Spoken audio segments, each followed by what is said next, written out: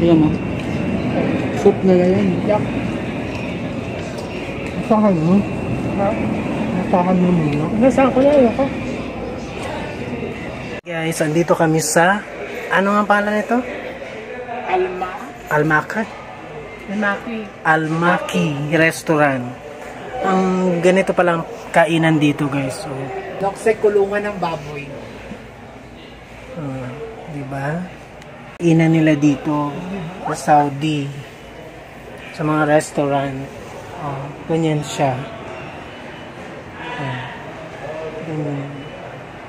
Yan, diba? Naka-cubicle kayo kakain. Tapos, dito sa lapag nila ilalagay ang foods. Mamaya darating ang foods namin.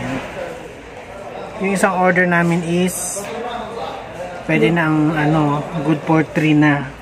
Madami na ang order. Worth of 23 real. Later, guys. Kita ko sa inyo. Darating na siya. Ganito, guys, siya. Lalatagan siya ng plastic. Hindi yung mga plastic, ha? Plastic lagay ng pagkain. Tapos may soft drinks. Hati-hati na lang din tayo dyan. At yung tubig nila, diba? May takip pa. May takip. Sala. Ganyan sila mag-prepare ng pagkain. At yan ang in-order namin. Syukran. Kalas! Thank you. At eto na, guys.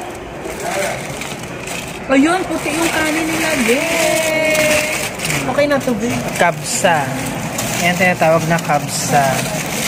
Ayun, maganda po. Masarap po. Hindi yung kabsabi. Ang tawag nito, abukari. Abukari pala to, bukari. Tapos ito yung mga spices niya, At hanggang dito na lang muna ang video, guys. Abangan nyo yung part 2 yan. Kumain na kami nito ang aming in-order.